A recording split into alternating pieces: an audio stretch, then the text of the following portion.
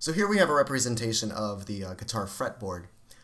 You can see here we have 1, 2, 3, 4, 5, and 6 strings. Those are the strings on the guitar. The strings are going through here, so this is the string, and I want to make a lot of room so we have plenty of room to write in our fret. This is called a fret. Let me label that. Oops, with yellow. There. This is called a fret. Okay, and the frets have numbers too. They're 1, 2, 3, 4, 5, 6, 7, 8, 9, 10, 11, and then we get to 12, and that's pretty much it. And it continues. This is 13, but it's kind of like 1 again, kind of like 1, because just like if this is C over here, you go up 12. This is C here, and then it continues again. So this is like C sharp.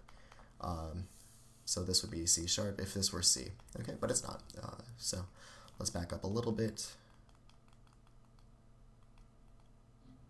Yeah, we can do that. Okay, cool. So the tuning of the guitar, the basic tuning of the guitar, if you play guitar, you'll learn this is E, this is A, this is D, this is G, B, and little e, or high E. You could also just label it as E. Both are the same thing. I use little e, it makes me feel comfortable, but do whatever you want, whatever makes you happy. Okay. So if you play these open, that means if you don't put a finger on this fret, you just play an open string, you'll get this low E on a guitar. And that's found kind of not here on a treble clef, unfortunately, not really there. It's kind of found like a little bit below that. It's found down here. Let me make sure, E, G, B, yeah, so 1, 2, 3, and then the note there. So this is an E, and this is your lowest note on a normally standard tuned guitar. Okay, so that note is this one right there. Let me make this, I'll try to do this, and then teleport, we go into a portal, right? Portal, comes out and points that E. Okay, so this E is that one. So if you know that one, you can kind of count. So if you play this one, this is now F, because we go E to F, just like on the piano, E to F. So that one would be here, just like that. This one would be F sharp, or it would be G flat. So you could either do that, or you could do this, and they would be the same note, G flat, right?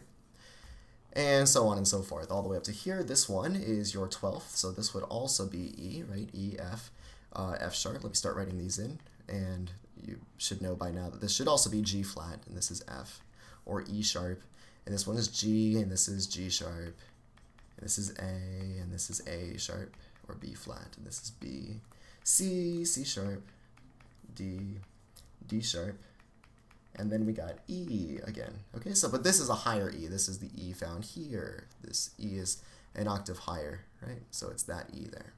This is also E. And that one goes to here, like that. Okay, and then again, you would have over here would be F. Now, the next one, the next line is the same thing. We got A, so this is A sharp. This is B. This is C, C sharp. D, D sharp. E, F, F sharp, G, G sharp, and A. Now, if you're doing this on your own, and this would be A sharp, if you're doing this on your own, it's always good to double check yourself. This note here should be the same as your open string here. This is called open. These are called open because we're not playing any frets. We're using the 0 fret. This is fret 0 instead of 1, 2, 3, 4, 5, that kind of thing. Okay, and I'll put parentheses around the F here because we don't really need to talk about this. The pattern just repeats over once you're this high on the fretboard. In fact, they even put 2 dots here to show you, like if you look on a guitar or even a uke, they put a couple dots there to say, hey, this is the octave. So you really don't need to go anything beyond this line here. Okay, it's kind of cool. They put little markers. They also put on a guitar, they'll put a marker here, they'll put a marker here, they put a marker here, and they'll put a marker on 9. On a uke, they'll put a marker on 10. It's kind of weird. I don't really know why they do that, but that's kind of tradition. This is for a uke. They won't put one on 9, they'll put one on 10. I think it has to do with tuning. But anyway, so that's it. Now, the cool thing that you might see here is that this A sharp, B, C, C sharp, that kind of thing, it looks a lot like this right here. In fact, this A and this A are the exact same A. They're both the A down here.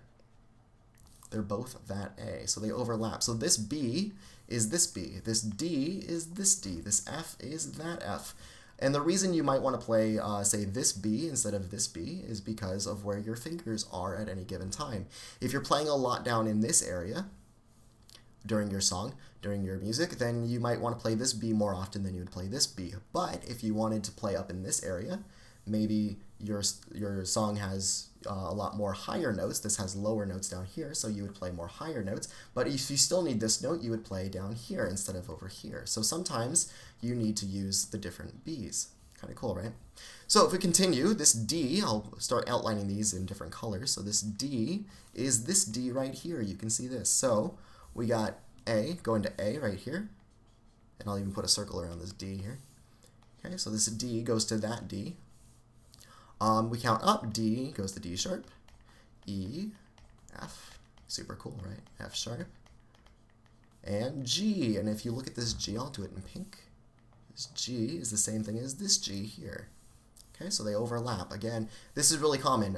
So you can get a whole range, and you can play all of them here, or you can play all of them here, but you get a whole range. You can kind of access all the notes within like 5 frets. You don't have to go anything further than 5 frets to get a huge range. And there's even ways to play where you got here and you keep moving over a little bit at a time. So you get this giant range of notes that goes almost across the whole fretboard. So if you play more complicated music, you would see that kind of thing take place. And then we got G sharp, and then A, and A sharp, and B, B sharp, or C, I mean, C sharp, and D, and then again in parentheses we got D sharp. Now if we look here, this G, we'll use, what haven't we used? This pink color, this other pink color. G goes to G sharp, A sharp, B, C, C sharp, D, D sharp, E, F, F sharp, and G. Always good when you land back where you start, right? G sharp, if you want to keep going. Now, the weird thing here is this. This G is this G, but here this is B. Remember, this is fret 5. This is fret 5, fret 5. And the G is the new note. The D is the new note. The A is the new note when you go to the new tunings. But this B, it's not C next. It should be C, right? If you follow the pattern, it should be C, but it's not. It's actually B. And you might be wondering, well, why is this at the 5th fret? Why is this 5? Why is this 5? Why is this 4? Like, that's weird. Why shouldn't they should all be 5? And I agree. I tried that once. I tried tuning my guitar so everything was in 5, and I couldn't play it very well. So the tuning, it helps for finger positions and playing chords and stuff. It's there for your own protection, I promise. It's a little weird to learn and to get used to, but once you do it, it does save you more time than if you had it the quote-unquote correct way of 5ths all the way through.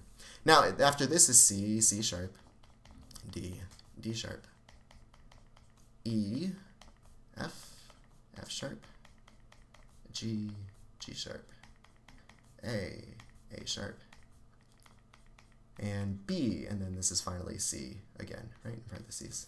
Cool. And then this E is back to normal. This is back to normal. So this one, nope, nope, nope, nope, nope, nope, nope, nope, nope.